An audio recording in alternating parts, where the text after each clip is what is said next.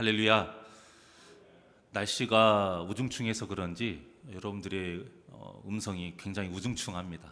표정도 한번 힘을 내보시고 목소리도 좀 힘있게 옆 사람과 함께 우리 인사를 나눠보실까요? 예수 안에서 사랑합니다. 네. 요즘 많이 몸이 불편하신 분들이 좀 많이 있는 것 같아요. 많이 아프셔서 코로나도 또 걸리시는 분들도 있고 또 어떤 감기나 몸살로 힘들어하시는 분들도 좀 많이 있습니다. 근데 우리가 아파서 병원에 가게 되면 의사에게 진료를 받고 처방전을 받잖아요. 그런데 우리가 보기에는 같은 병인 것 같아요. 그냥 감기인 것 같고 몸살인 것 같은데 처방하는 약이 다를 때가 있습니다. 그것이 왜 그러는가 보면 의사 선생님들의 말씀을 들어보면 증상에 따라서 조금씩 다르고요. 또 병의 경중, 심한 정도에 따라서 또 다르고 환자의 어떤 몸 상태나 체질에 따라서 그렇게 다르게 처방을 한다고 합니다. 그래서 우리에게 가장 중요한 것은 뭐예요? 그 환자 그 자체에게 가장 알맞는 처방을 받아서 약을 먹는 것이 참 중요하죠. 그런데 죄라는 병을 치료하는 데 있어서는 약이 딱 하나밖에 없습니다. 그 약이 무엇일까요? 하나님의 말씀이죠. 우리가 흔히 약이란 단어가 들어서 구약, 신약 하는데 하나님의 말씀이 우리 이 죄에 대한 병을 치료하는 유일한 약입니다. 이 하나님의 말씀은 나이도 상관이 없고요. 세상의 악과 같이 어떤 성별, 현재 사는 환경 이런 거 아무런 모든 것에서 상관이 없이 모든 사람이 동일하게 처방받아야 할 유일한 약입니다. 그런데 이 유일한 약인 하나님의 말씀이 아니라 다른 것으로 자꾸만 우리의 문제를 해결하려고 하니까 우리의 삶 속에서 하나님과의 관계가 계속 틀어지는 것이고요. 신앙생활에 문제가 생기게 되는 것입니다. 왜 이런 일이 벌어지냐면 우리의 죄가 진짜 문제인 것을 잊어버리기 때문입니다. 우리 삶의 문제와 이 병이 죄로부터 온 것을 깨닫지 못하기 때문이에요. 본문의 상황도 마찬가지입니다. 지금 세상 사람들이 보기에 여러분 이스라엘이 블레셋 사람들에게 괴롭힘을 당하는 이유가 뭐라고 생각할까요? 세상 사람들은 쉽게 이렇게 이야기할 겁니다. 이스라엘이 약하니까, 국력이 약하니까 강한 블레셋에게 그렇게 괴롭힘을 당하는 것이죠. 10중 8구는 아마 그렇게 말할 거예요. 그런데 당사자인 이스라엘 백성들도 지금 그렇게 생각을 하고 있어요. 이 중에 세상 어느 누가 지금 이스라엘 백성들이 고통당하는 게 하나님께 죄를 지어서 고통당할 거라고 누가 생각하겠습니까? 그런데 이스라엘 백성들도 몰랐어요. 우리가 약하니까 블레셋에게 이렇게 고난을 당하고 우리가 약하니까 여호와의 궤도 지금 우리의 본래의 자리로 돌아오지 못한다. 그런데 이들이 깨닫지 못하니까 사무엘이 이스라엘 백성들에게 정확하게 말을 합니다. 아니다. 너희들의 지금 병은 그게 아니다. 너희들의 문제는 그게 아니야 하면서 지금 사무엘상 7장 3절에 이렇게 말씀하고 있어요. 다 같이 시작. 사무엘이 이스라엘 온 족속에게 말하여 이르되 만일 너희가 전심으로 여호와께 돌아오려거든 이방 신들과 아스타롯을 너희 중에서 제거하고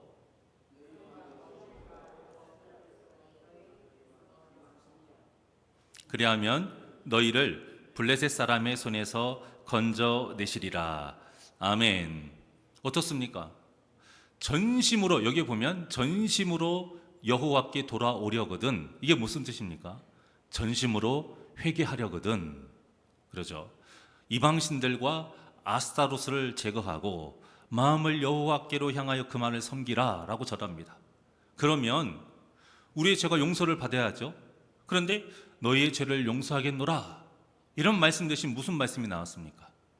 그리하면 너희를 블레셋 사람의 손에서 건져내시리라 이렇게 말씀을 하고 있어요. 죄를 회개하니까 블레셋과의 그 문제를 해결해 주신다는 겁니다.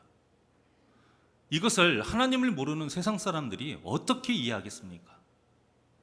그리고는 어떻게 했죠? 사무엘이 온 이스라엘을 미스바로 모이게 합니다. 그리고 이스라엘 백성들은 종일 금식을 하면서 철저하게 회개를 시키고요. 사무엘은 그 이스라엘을 위해서 간절히 하나님께 기도를 합니다. 그런데 사무엘이 전한 대로 하나님께서 블레셋을 무찔러 주셨고요. 그들에게서 이스라엘을 보호해 주셨습니다. 오늘 본문에도 보면 뭐라고 나와 있습니까? 사무엘이 살아 생전에 하나님께서 그 블레셋에서 보호해 주셨더라, 이렇게 말씀을 하시잖아요. 이것이 바로 성도의 신앙생활의 원리입니다. 성도는 삶의 모든 문제를 내 죄와 연관지어서 생각해야 돼요. 다른 사람을 향해서 보면 안 됩니다. 어떤 다른 사람의 문제, 그 아픔, 이런 것을 우리가 그 사람의 죄 때문에 그런 거야, 이렇게 보면 안 되고요. 내 자신에 대해서 항상 그렇게 생각해야 됩니다. 무슨 일이 잘 안 돼요. 마음에 근심이 있어요.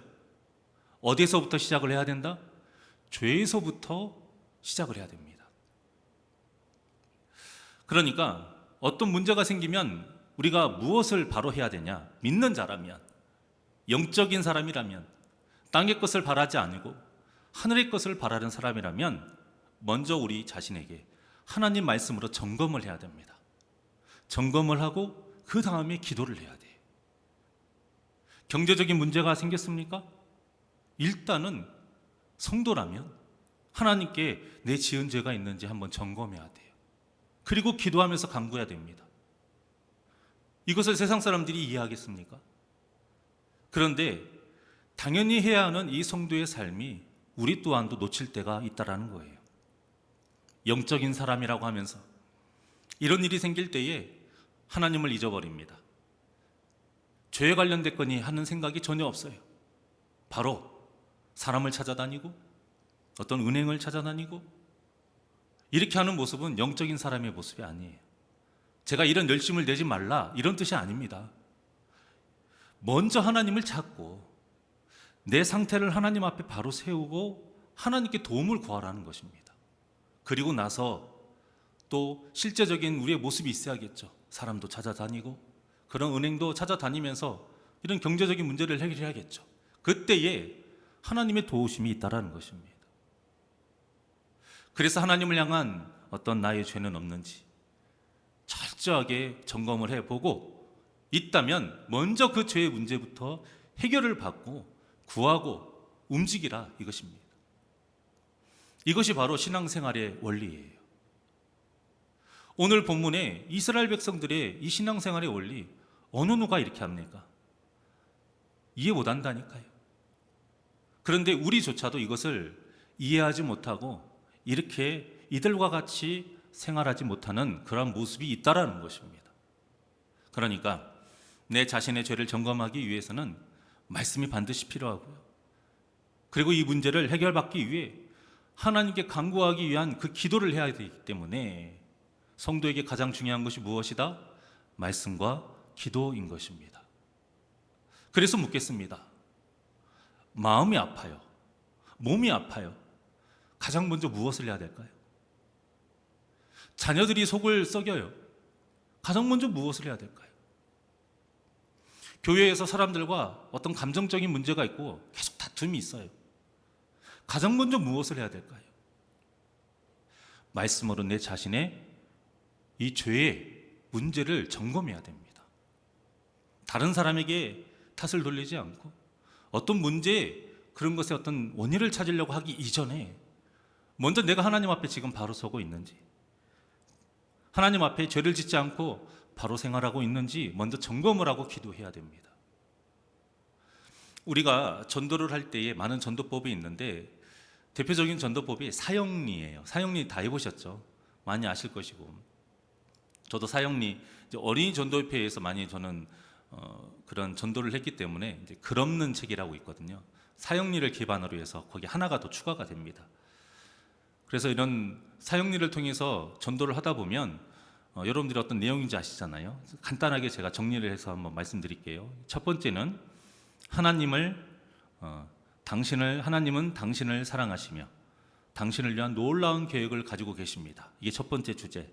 또 두 번째 주제는 우리는 죄에 빠져 하나님으로 떠나 있습니다. 그러므로 하나님의 사랑과 계획을 알 수 없고 또 그것을 체험할 수 없습니다. 또 세 번째 주제는 예수 그리스도만이 나의 죄를 해결할 수 있는 하나님의 유일한 길입니다.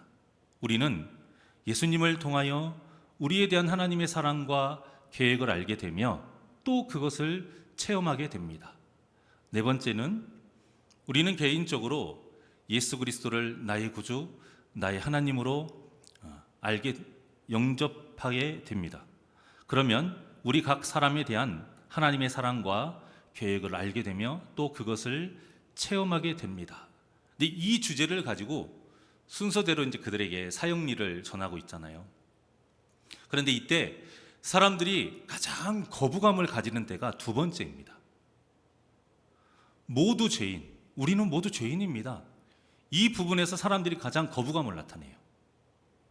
자기는 지금까지 한 번도 법을 어긴 적이 없는데 왜 나를 죄인 취급하냐 이거예요.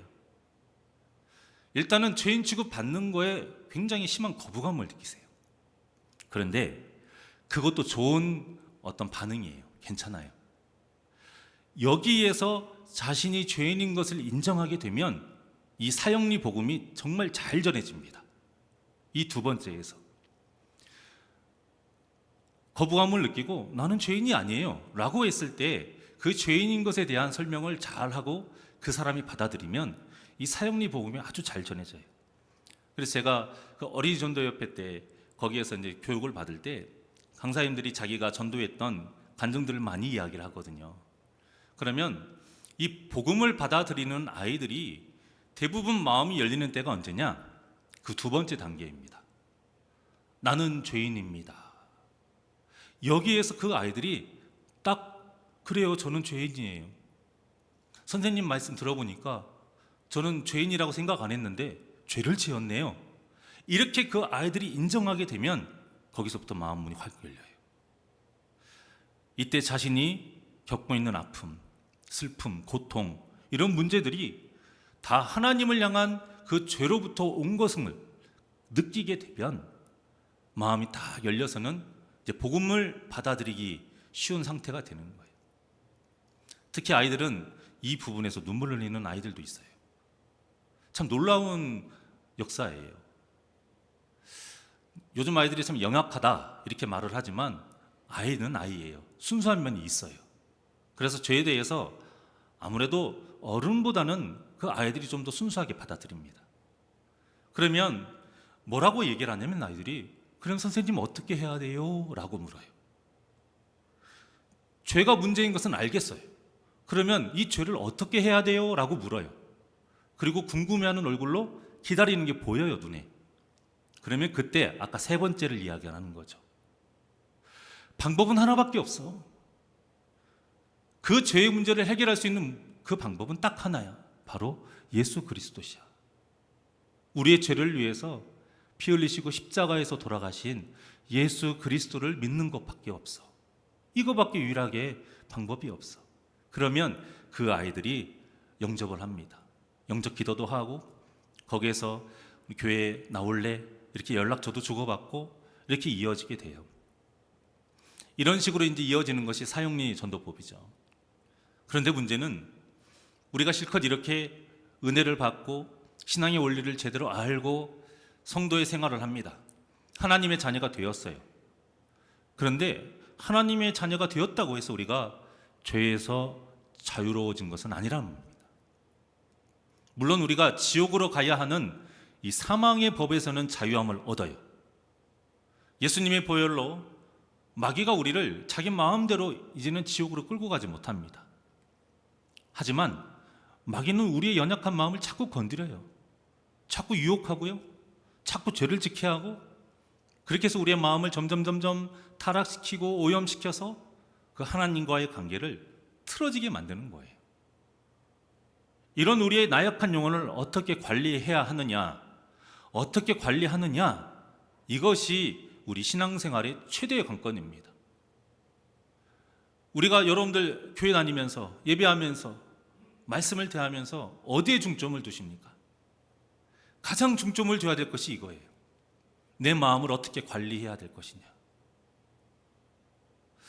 오늘 본문에서도 지금 보면 미스바에 모여서 회개 기도를 할 때에 그 쳐들어오는 블레셋 군대를 하나님께서 다 막아주시고 무찔러 주셨습니다.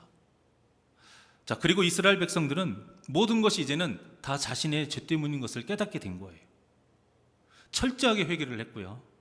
에베네셀의 하나님, 도와주시는 그 하나님의 역사를 다 눈으로 보았고 경험을 했습니다. 그러면 거기서 끝이 아니잖아요. 그렇다면 이제부터 그들이 어떻게 살아가야 하느냐, 이것이 중요하지 않습니까? 여러분, 한 번의 기적이 우리의 평생을 책임져 주지 않습니다.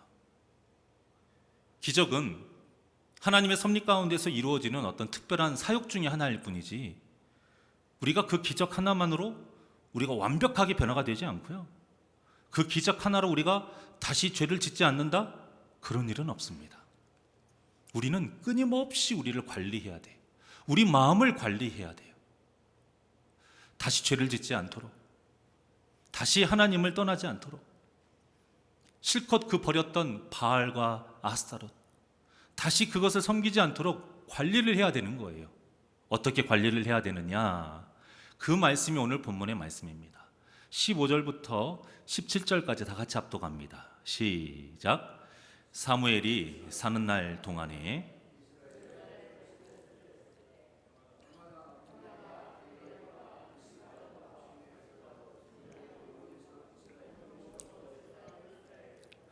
라마로 돌아왔으니 이는 거기에 자기 집이 있음이니라. 거기서도 이스라엘을 다스렸으며 또 거기에 여호와를 위하여 제단을 쌓았더라. 아멘. 자, 이 세 개의 지금 구절에 공통적인 단어가 있어요. 무엇입니까? 다스리다.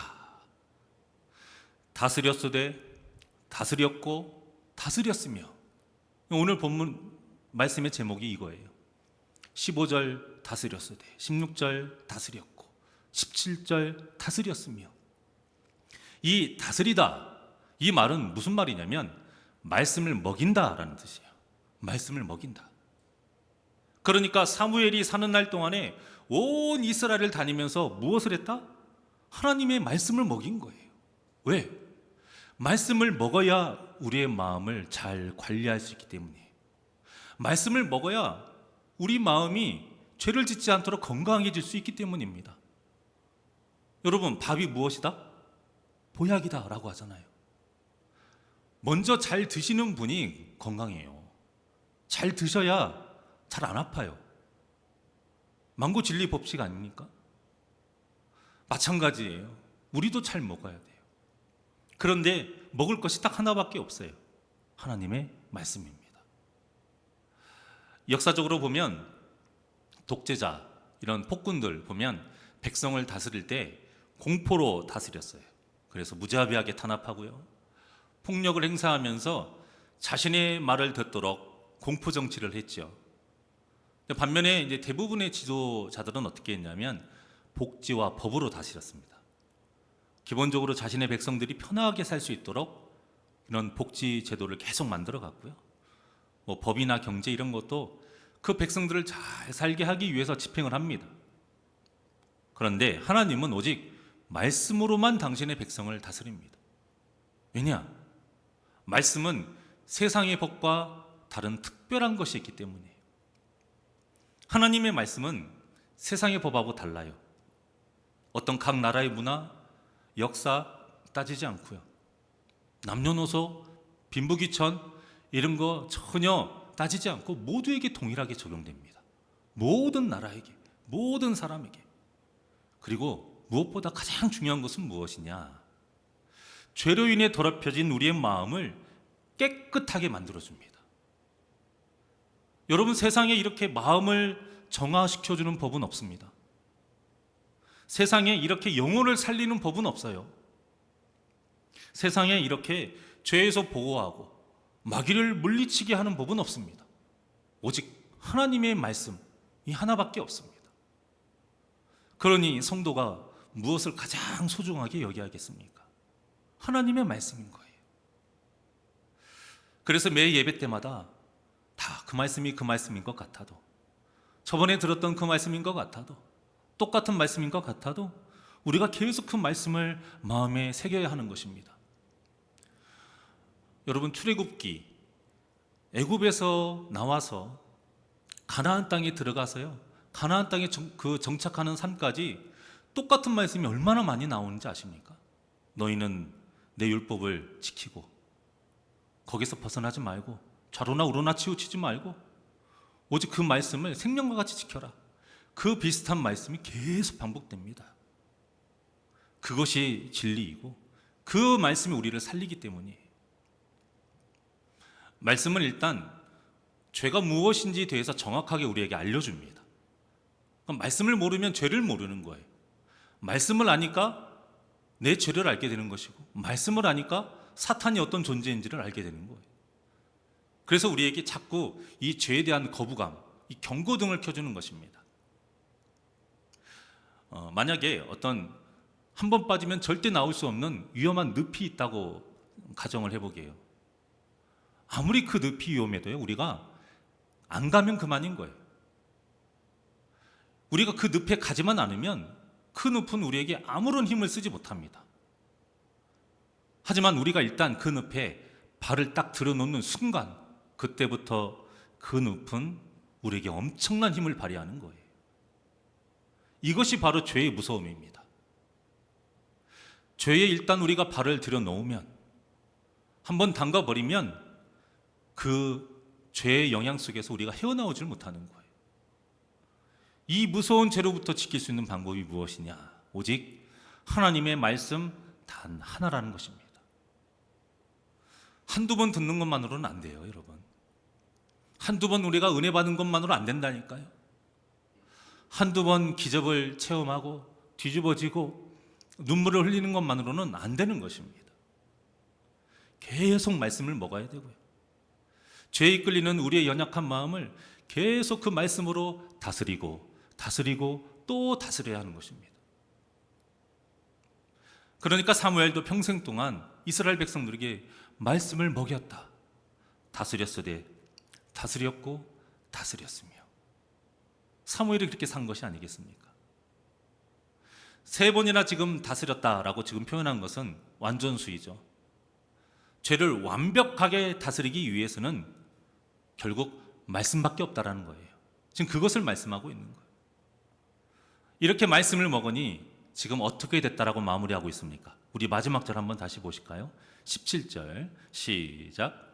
라마로 돌아왔으니 이는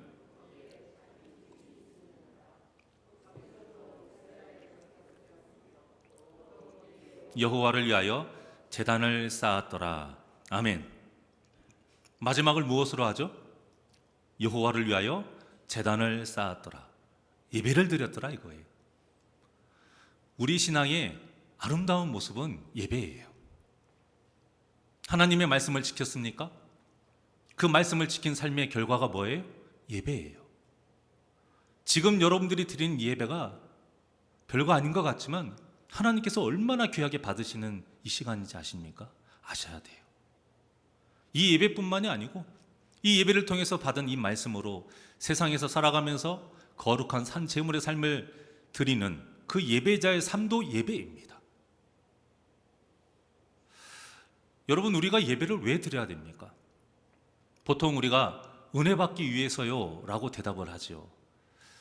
물론 틀린 말이라고는 할 수는 없습니다만 이 대답은 예배를 드렸을 때 우리에게 하나님께서 주시는 결과인 것이지 우리가 이 예배를 드려야 하는 근본적인 이유는 아닙니다.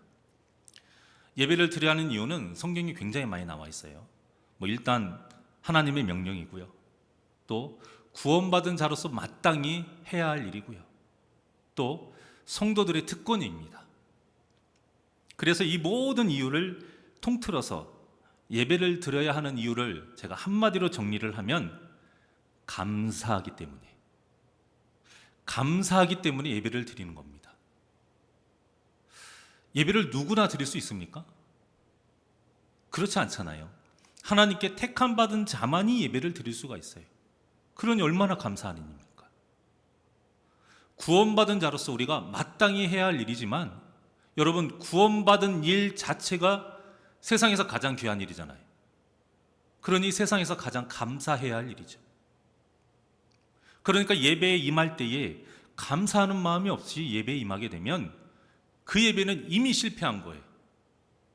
우리가 예배에 성공하고 싶으시다면, 우리가 주일날에 아니 모든 예배의 시간에 하나님을 만나고 하나님이 기뻐하시는 예배를 드리고 싶다면 예배에 오기 전에 우리 마음에 감사가 있어야 돼요. 감사가 없다라는 건 하나님의 은혜를 받지 않았다라는 뜻이에요. 감사가 없다라는 것은 지금 하나님 없이도 내가 지금 여기까지 잘 왔다라는 것과도 같은 뜻입니다, 여러분. 비약하는 것이 아니에요.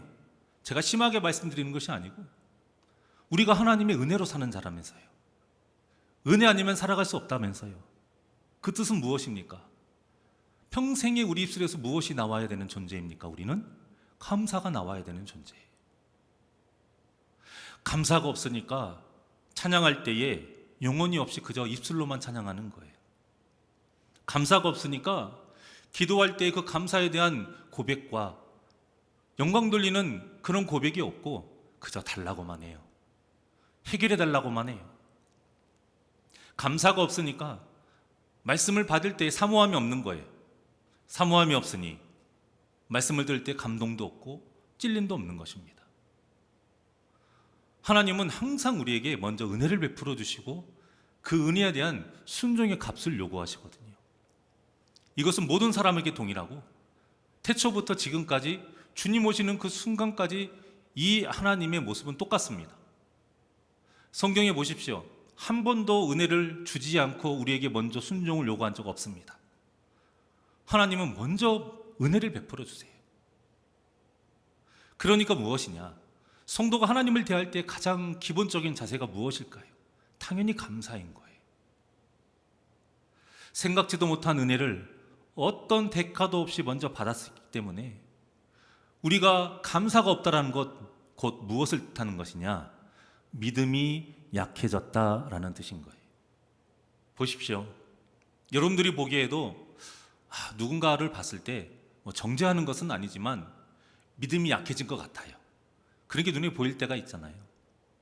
또 여러분들의 어떤 삶의 모습을 봤을 때 믿음이 땅바닥에 막 떨어지고 연약했을 때가 있잖아요. 그때 모습을 보세요. 공통점이 무엇인가? 입술에 감사가 없는 거예요. 감사가 없는 것이 곧 믿음이 떨어진 거예요, 여러분. 문제가 많이 있는 교회? 감사 없어요. 우울증 환자가 먹는 약 중에 이 프로작이라는 약이 있어요. 프로작. 이 약이 뭐냐면 아스피린만큼 널리 알려졌고 엄청나게 많이 팔린 약입니다. 세상에서 가장 많이 팔린 약이 아스피린이래요. 이 아스피린이 해열하고 진통에 효과가 있잖아요. 그런데 이 정신치료제 중에서 가장 많이 팔린 약이 이 프로작이라는 약입니다. 그래서 미국 사람은 이 약을 참 많이 복용해요. 정신적으로 스트레스를 많이 받다 보니까 그들은 어떤 정신과 진료를 거리낌 없이 잘 받거든요. 그래서 많이 처방받는 약이 이 프로작이에요. 그러다 보니까 이 미국 사람들이 이 프로작이라는 약을 뭐라고 부르냐면 해피메이커, 해피드럭 이렇게 불러요. 해피메이커가 뭐냐면 행복 제조기라는 거죠. 이 프로작을 먹으면 행복한 마음이 드는 거예요. 또 해피드럭, 마약이라는 거예요. 마약. 행복하게 하는 마약. 미국 사람들이 그렇게 부를 정도로 이렇게 부르게 되는 또 이유가 뭐냐면 이 프로작을 먹으면 뇌에서 화학물질이 나온대요. 이 화학물질이 사람을 행복한 느낌을 받게 한다는 거예요. 그러니까 행복해지기를 원하긴 해.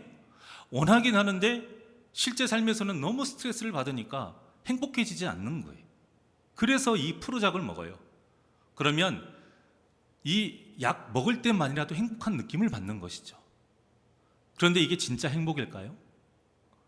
1999년에 4월 달에 콜럼바인 고등학교에서 900여 발을 총을 쐈어요. 그리고 학생과 교사를 13명을 죽인 두 소년이 있었는데 에딧 빌란이라는 이 두 소년인데요. 이 두 소년이 평상시에 이 프로작을 많이 먹었답니다. 그만큼 이 미국 사회에서는 힘들고 슬프고 슬프고 우울할 때마다 먹는 약이 이 프로작이에요. 그러니까 이 프로작으로 인해서 얻는 행복은 진짜가 아닌 것입니다. 그런데 학자들이 연구를 했는데 프로작이란 약을 먹을 때 뇌에서 나오는 이 화학 물질이 사람에게서 자연적으로 나올 때가 있답니다. 그때가 언제냐? 마음속에서 감사함을 느낄 때 그 뇌에서 이 화학 물질이 나온대요. 그러니까 어떤 사람이 행복한 사람일까요? 감사하는 사람이 행복한 사람인 거예요. 여러분, 행복한 삶을 살고 싶으십니까? 그러면 감사하며 사십시오.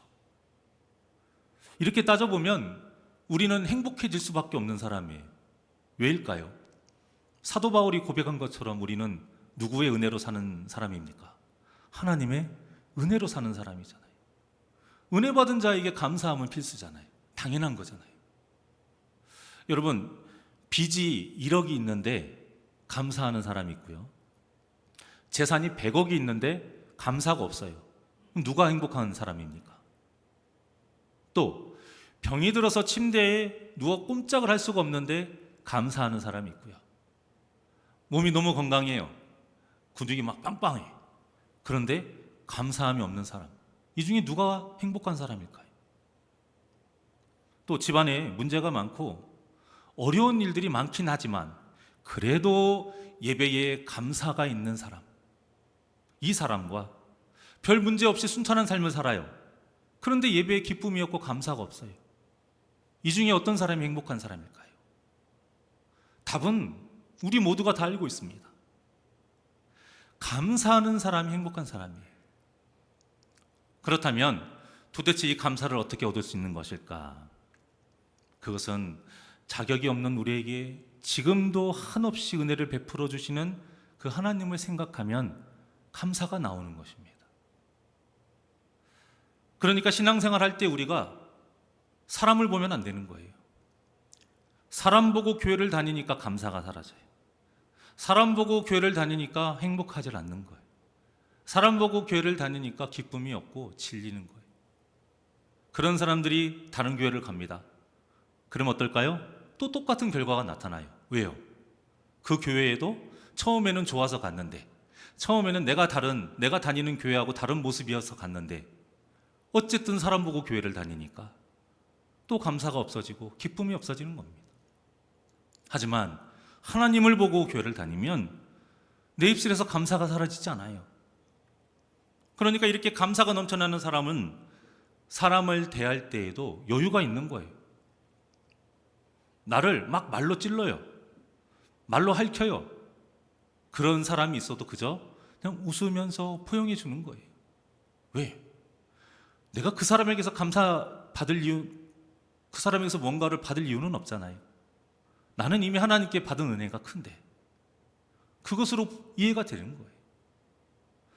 눈에서 막 레이저를 쏴요. 나를 막 지져요. 보기만 해도 고통스러울 때가 있어요. 그 정도로 나를 힘들게 해요. 그래도 내가 웃으면서 받아주고 이해할 수 있는 것은 하나님의 받은 은혜가 너무 크니까, 그 은혜에 너무 감사하니까 그냥 포용해 줘버리는 거예요. 이러니 싸움이 나겠습니까? 마음 좋아서 여러분 신앙생활이 행복한 것이 아니에요. 착한 사람만이 신앙생활을 행복하게 하는 것이 아닙니다. 하나님의 은혜를 알고 그 은혜에 감사하는 사람이 신앙생활을 행복하게 하는 줄 믿으시길 바랍니다.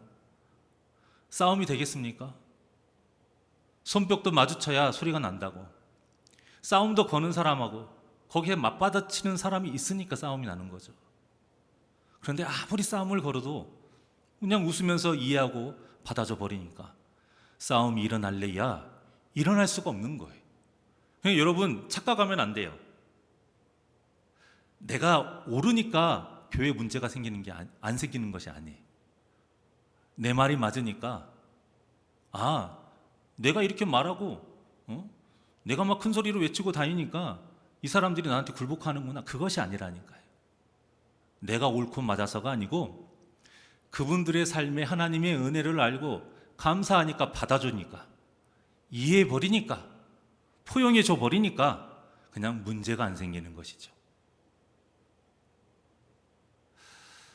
이런 사람이 있으니까 교회가 조용한 거고요. 이런 사람들이 많으니까 교회가 문제가 생길 것도 문제가 안 생기고 이루어져 가고 나아가는 것입니다. 저는 여러분들에게 이 은혜의 감사가 넘쳐나는 삶을 살기를 간절히 원합니다. 저는 여러분들이 평생에 그 입술에서 하나님에 대한 감사가 흘러 넘쳐나오기를 간절히 원합니다. 왜냐하면 여러분들이 그 입술에 감사가 넘칠 때에 그 신앙생활이 기쁘거든요. 그 감사가 있을 때에 이 교회에 오는 것이 즐겁거든요. 그 감사가 있을 때 예배 드릴 때 행복하거든요. 말씀을 마치겠습니다. 다스렸으되 다스렸고 다스렸으며, 우리가 이렇게 일평생 하나님의 말씀을 먹으면서 살아야 하는데 우리가 그냥 먹기만 하면 안 돼요. 먹은 말씀이 또한 우리를 다스려야 합니다.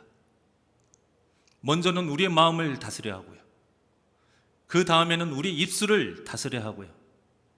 그 다음에는 우리의 손과 발을 다스려야 합니다. 말씀이 우리의 마음을 다스려야 우리가 예수님의 마음으로 그들을 사랑하고 섬길 수가 있는 것 아니겠습니까? 그렇게 말씀이 우리의 마음을 다스리니까 어찌 사람을 찌르고 상처 주는 말을 할 수가 있겠습니까? 그래서 결국 삶의 모든 행동들이 그 말씀에 순종하는 삶으로 우리가 거룩하게 살아갈 수가 있는 것입니다. 예수님을 닮아가는 작은 예수의 삶, 전 여러분들이 다 작은 예수가 되기를 원합니다. 예수 이름으로 나아가는 이유가 무엇이겠습니까? 작은 예수가 되는 거예요. 이 귀하고 복된 삶을 감사하며 예배하는 삶으로 살아가시기를 주님의 이름으로 축원합니다. 그래서 항상 하나님의 말씀을 먹으며 그 말씀으로 여러분들이 다스려지며 말씀으로 정복당해서 죄를 이기고 마귀를 물리치는 저와 여러분이 되시기를 주님의 이름으로 간절히 축원합니다. 원하고 바라고 기도합니다. 우리 하나님께 찬양하겠습니다.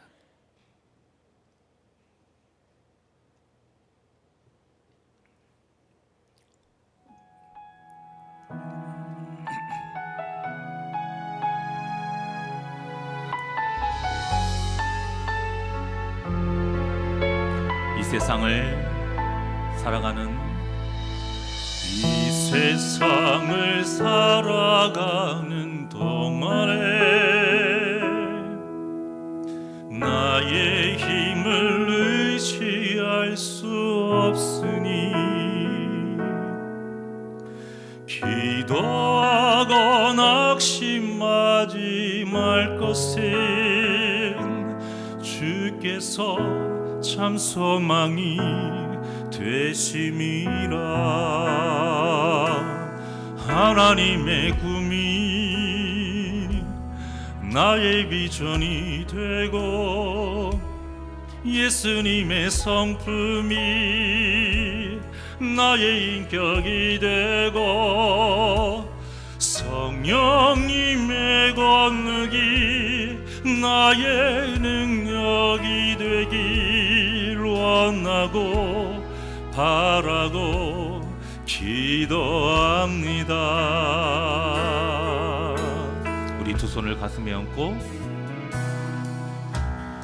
이 세상을 살아가는 동안에 나의 힘을 의지할 수 없으니 기도하고 낙심하지 말 것은 주께서 참 소망이 되심이라. 주의 길을 걸어가는 동안에 세상의 것 의지할 수 없으니 감사하고 낙심하지 말 것은 주께서 참 기쁨이 되심이라. 하나님의 꿈이 나의 비전이 되고 예수님의 성품이 나의 인격이 되고 성령님의 권능이 나의 능력이 되길 원하고 바라고 기도합니다. 하나님의 꿈이 나의 비전이 되고 예수님의 성품이 나의 인격이 되고 성령님의 권능이 나의 능력이 되길 원하고 바라고 기도합니다. 우리 두 손 높이 들고 하나님의 꿈이 나의 비전이 되고 예수님의 성품이 나의 인격이 되고 성령님의 권능이 나의 능력이 되길 원하고 바라고 기도합니다. 원하고 바라고